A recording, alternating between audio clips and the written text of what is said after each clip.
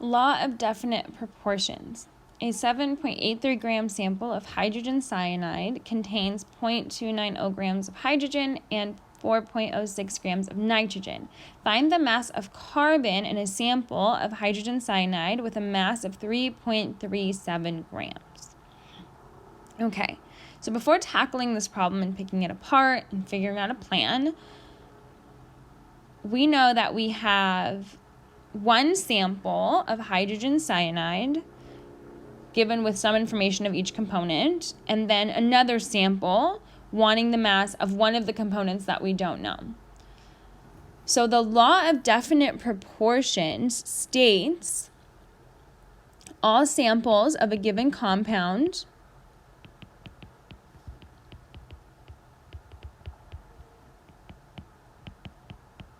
in this case hydrogen cyanide,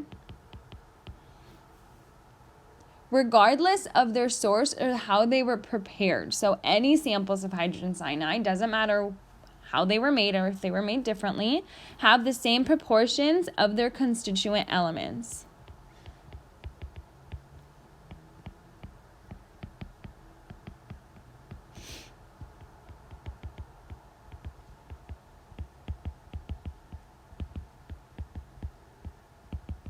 Meaning here hydrogen, carbon, and nitrogen.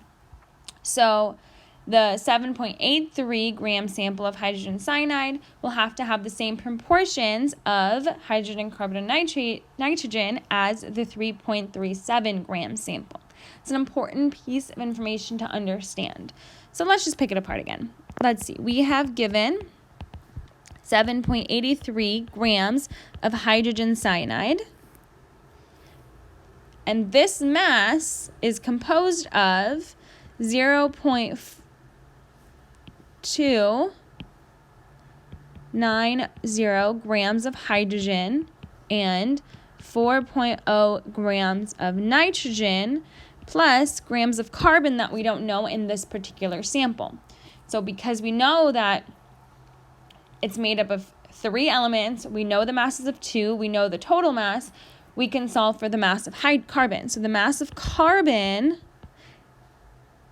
in this sample is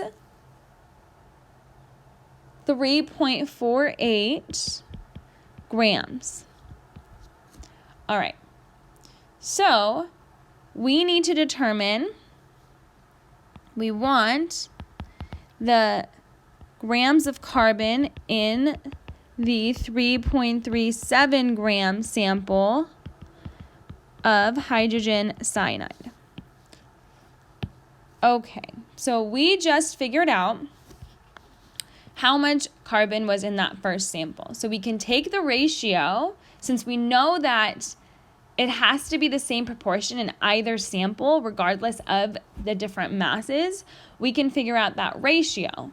So I can say that mass of carbon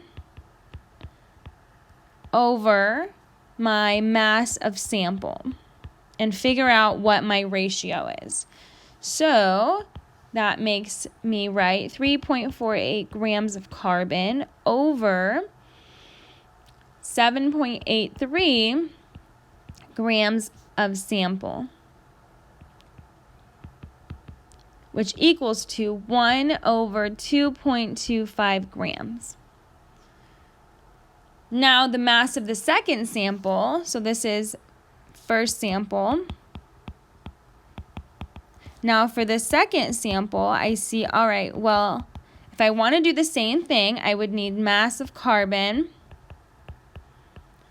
over mass of sample. And I know that I am solving for mass of carbon. I don't know this, but I know that the mass of the sample is 3.37 grams.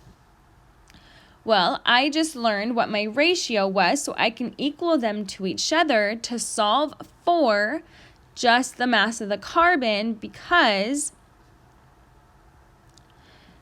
the proportions should be the same. So I can create a little fraction here, grams of carbon over 3.37 grams of sample is equal to my ratio. and then my mass of carbon ends up becoming 3 significant figures, 50 grams carbon. The reason that finding the ratio of carbon in the first sample helps finding the mass of carbon in the second sample is because the 1/2.25 should be the same in any sample of hydrogen cyanide. So you're able to use that fraction if you have the mass of another sample given to figure out just how much carbon. This would be the same for hydrogen, nitrogen, whichever elements are in a particular compound, and there's multiple of them.